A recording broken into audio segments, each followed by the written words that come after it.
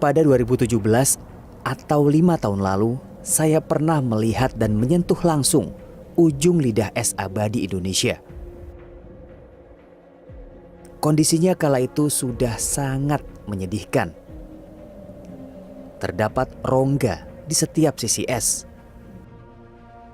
Sebagian bahkan terlihat sangat dangkal. Beberapa sudut es memperlihatkan indikasi peluruhannya. Tidak hanya luasnya yang terus menyusut, tetesan air di setiap tepi juga seolah tidak berakhir. Pertanda es abadi Indonesia terus mencair.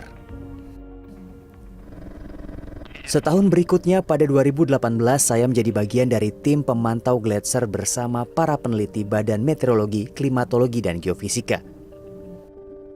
Kala itu tim memantau dari udara. Hasilnya seperti yang diperkirakan. Usia puncak es abadi Indonesia diperhitungkan tidak lama lagi. Hanya sekitar 7 sampai 8 tahun lagi setelah 2018, salju atau es abadi Indonesia akan punah. Kondisinya semakin parah sejak itu. Dari foto satelit Sentinel Hub, data ketebalan dan luas puncak es Indonesia ini diperhitungkan menyusut signifikan. Setiap tahun, luas dan ketebalan es yang meleleh atau hilang setara dengan luas 10 kali lapangan sepak bola Amerika. Tidak hanya karena pengaruh El Nino dan La Nina di Indonesia, kondisi ini diperparah dengan semakin tingginya titik beku atau 0 derajat pada atmosfer, sehingga potensi pembentukan hujan salju pembentuk es di puncak es abadi semakin sulit terjadi. Satu ciri dari pemanasan global adalah titik atau lapisan 0 derajat yang semakin meningkat gitu ya. Sejak 1997 atau 2000-an itu sudah mulai mengalami penaikan lapisan 0 derajat, sehingga hujan yang turun terkadang berupa air juga yang juga berpotensi dalam mencairkan es di glasier. Puncak es atau salju abadi di Indonesia adalah kriosfer atau lapisan air dalam bentuk padat.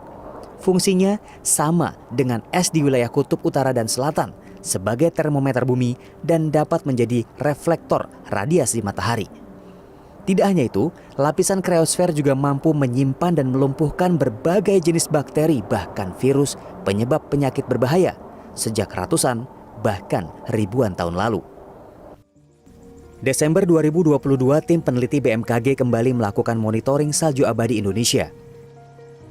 Saya berkesempatan terbang mendampingi peneliti BMKG Wido Hanggoro.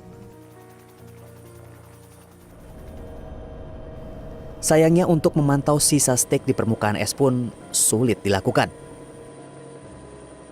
Ya, memang tujuan awal kita kan ada dua ya Mas ya. Yang pertama adalah steknya itu sendiri, dan yang kedua kita lihat secara visual. Tapi sayang sekali tadi kita nggak bisa melihat steknya. Padahal itu adalah data yang sangat penting. Kalau kita lihat itu penurunan saljunya atau retreat dari salju itu sangat masif Mas. Dari pengamatan kita yang visual 2014, itu luasan itu sekitar 0,46 square kilometer. Sekarang diperkirakan dari data April 2022 dari satelit Sentinel itu sekitar setengahnya gitu. Itu sekitar 0,23. Jadi memang kalau dilihat juga dari sisi tebing-tebing yang berwarna putih itu Mas. Jadi memang penurunannya kelihatan sekali gitu. Dan memang ketebalannya juga sudah sangat menurun. Dari terakhir 2010 kita pasang alat pengukurnya, itu sekitar penurunannya 23,5 meter.